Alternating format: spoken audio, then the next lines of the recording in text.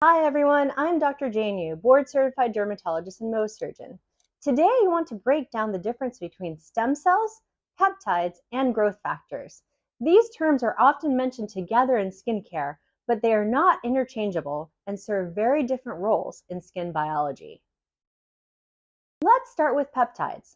Peptides are short chains of amino acids, which are the building blocks of protein like collagen and elastin. In skincare, peptides primarily act as signaling molecules. They tell skin cells what to do, such as stimulate collagen production, support the skin repair, or improve hydration. It's important to note while some peptides are FDA-approved injectable medications for specific medical uses, such as hormone-related therapies like GLP-1 receptor agonists, injectable peptides marketed for cosmetic or anti-aging purposes are not FDA-approved in the United States and should not be conflated with medical peptide drugs. There are different types of peptides used in skincare.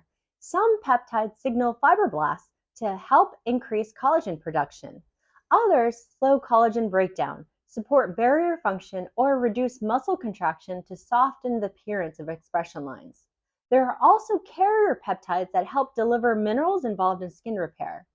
Because peptides are relatively small, they tend to act in targeted and localized way when used topically and are generally well tolerated and are most appropriately used as part of a daily skincare routine rather than as injectable aesthetic treatments.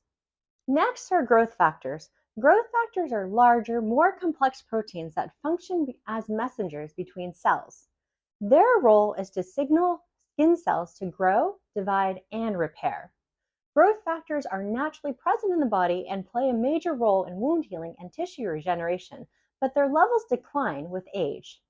In skincare, growth factors are used topically. Injectable growth factors for cosmetic use are not FDA approved in the United States. There are multiple types of growth factors, each with different functions. Some stimulate fibroblasts to produce collagen and elastin, while others support epidermal renewal, and some help regulate inflammation and tissue repair. Because growth factors coordinate multiple cellular processes at once, their effects tend to be broader than those of peptides.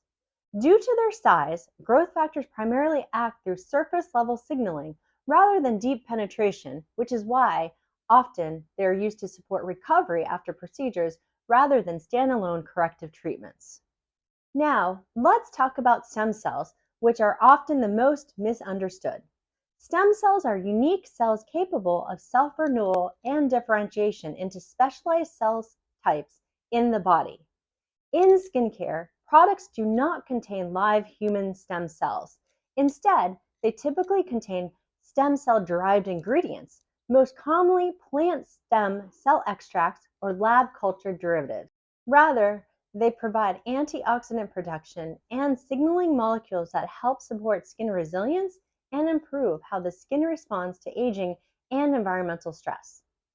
Plant-derived stem cell extracts are used for their protective properties, not because they replace or regenerate human tissue.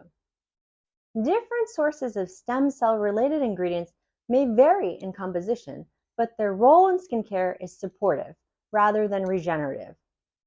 A helpful way to think about this is to imagine your skin as a city undergoing maintenance and repair. Peptides are like individual text messages sent to specific workers, telling them to patch a crack, reinforce a wall, or improve hydration in a particular area. Growth factors act more like citywide announcements. They coordinate larger repair efforts, signaling multiple teams to regenerate tissue, produce collagen, and heal damage. Stem cell-derived ingredients help support the city itself, but they don't replace buildings or create new structures. They help protect the environment, reduce damage from stress, and support the systems that allow repair to happen more efficiently. Each plays a different role, and none of them do the same job. So understanding these differences matters because each plays a distinctive role, and they are most effective when used appropriately rather than interchangeably.